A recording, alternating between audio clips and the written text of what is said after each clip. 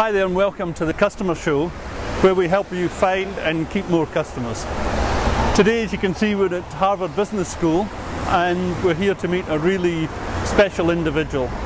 Professor James Heskett has been here at Harvard since 1965, lecturing on all things to do with customers and marketing. He's written a number of books around his topic of the service profit chain.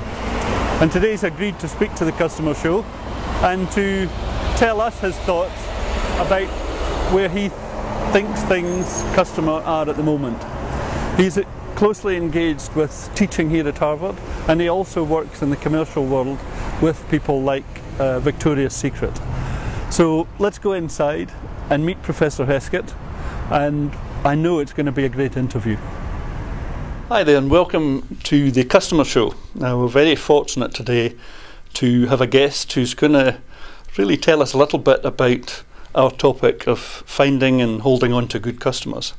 Today's guest is Professor James Heskett, and he has been in this business a long time. I sometimes think I'm old, but I think James has been doing it longer than me. So tell us a little bit about the history. And we're here at Harvard Business School. So when did you start here, James? I first began teaching here in 1965 and have taught a variety of subjects during that time. Great. So. And you've obviously got a special interest in all things customer. You've been speaking about that for a long time. I originally approached it as a marketer and then approached it from the standpoint of service management activities in a variety of businesses, and came to the conclusion that where those two areas intersected really had to do with retaining customers, building businesses, and in order to retain customers, essentially do those kinds of things that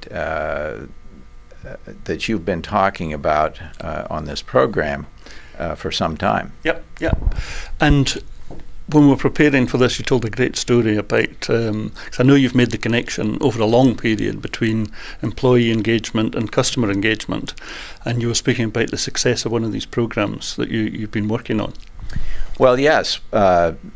Recently, in this retail organization, we've made the transition from part-time to full-time staff members, associates.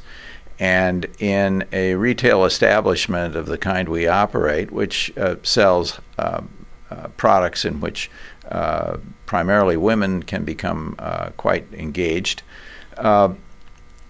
the use of full-time, well-trained, carefully selected personnel has actually increased sales in a given store by 50%.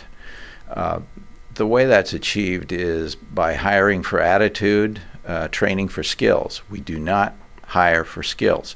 Most of the major, most successful organizations that I've observed all hire for attitude and train for skills, even in the medical practices. And then providing that careful training, outstanding support systems, making sure the merchandise is on the shelves and the like, can produce remarkable results. Customers see the same person week after week when they enter the store. They establish relationships. The customer lifetime value increases. There are greater purchases of related items, new products, and the result can be remarkable. Amazing. Now, it must be very gratifying for you to see this come into fruition, because it's what you've written about in the books. What's the title of a couple of the books that you've written? Well, Ray, the most recent books have been titled The Service Profit Chain, The Ownership Quotient, which is all about enlisting customers as owners psychologically, and most recently a book called The Culture Cycle, in which the measures of outstanding cultures really can be quantified in terms of relationships with customers, as well as such things as employee retention and engagement. what I've found is that in a customer-facing organization, culture can account for up to half of the difference in the operating performance between two offices or two stores or whatever. So a very important element of what we do, starting of course with making sure that we understand the organization's values and the behaviors by which they're carried out, creating no expectations that you can't meet, because that then creates a level of trust that enables you to successfully implement a strategy, the policies and practices that are needed to implement that strategy, and then measuring the outcomes in terms of employee, customer, loyalty, engagement, and what we call ownership. That is actually a willingness to help improve the business on the part of both the customer and the employee. Okay, I often speak to my clients about viewing the business as a separate entity that everybody engages with. Yes. Sure. What about social media now?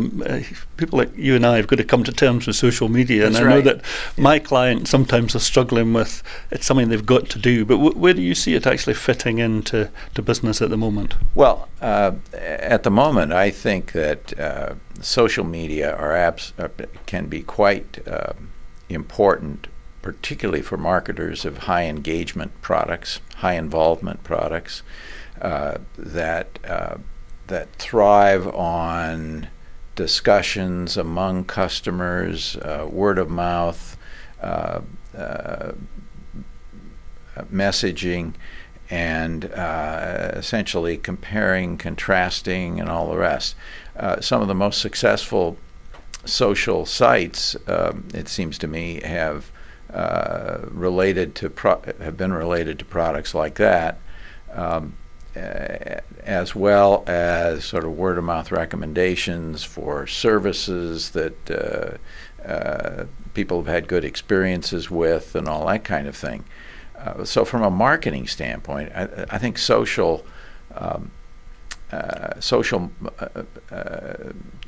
social technology, the social sites are absolutely critical. Amazing. Okay. Now I've got a question for you about structures in business, because one of the issues that I see is that what I call the customer stuff, if you like, tends to get locked into one of the silos. It either becomes a marketing project or a customer service project. And my view is that unless it's cross-functional and unless it impacts across the business, yes, then you lose impact. So what's your advice for a business in terms of structure of cultural change around the customer? Well, Ray, I think that it's absolutely critical that interfunctional meetings occur from time to time to establish those relationships. Many of the critical problems faced by business are multifunctional, and unfortunately too many people operating out of silos make decisions that they shouldn't be making. At General Electric, for example, the whole workout process was established to make sure that everyone who was associated with a problem was in the room when that problem was being discussed, including labor union representatives if it happened to involve organized employees. So, and that was a process that was ultimately required. It was first made voluntary, and it was found that managers did not volunteer to do this, so that it really had to be required. Consultants were provided to serve as facilitators in these processes. Managers did not like it, but they became used to bringing people together to solve complex problems. And unfortunately, we too rarely do that. Yeah, well, I think that's been my experience too, that the customer is somebody else's problem. I don't deal with them on a day-to-day basis, therefore it's not my... So a little, maybe finally, about the future, and where do you see the empowered customer taking business in the next 5 years? Is it going to be significantly different? In terms of everything from product design to the way products are sold and advertised and the like, customers are going to be much more deeply involved. The old way of doing things, engineering things that we then sold to customers, whether they really wanted them or not, is out the door, I think. We, in this organization, one organization that I've been involved with has what they call a customer to concept to customer process. In the old days, you had people dealing with customers, you had people dealing with design. Now we start with customers and then think about designing the products, and then move those products back to the customer. And everything starts with the customer these days. That's really true at Apple, even though Steve Jobs on a number of occasions has tried to lead people to believe that Apple builds great products and people just like them. In fact, they don't build products that their employees aren't interested in. So that in that sense, much of their market research is done with their own employees. They would never have developed iTunes, for example, if the employees had not been avidly interested in that kind of a service. So it starts with the customer. Yeah. Well, I think that's right, and I think the key difference, though, is not to look to the customer for answers, but to look to the customer for insights. Absolutely. That then you can put together with your skills and knowledge to create. And that's an important part of clienteering. Correct. Well, thank you very much. I was going to ask you if it would be a thrill to hear you using the language, but you've dropped it in yourself, so that's absolutely great. Thank you. James has been speaking about clienteering for a long time, I think, maybe not using that language, so it's been an absolute privilege today to be here, and I'd like to thank you and wish you well for the work that you do in the future. And for you as well. Thank you very much indeed. Thank you.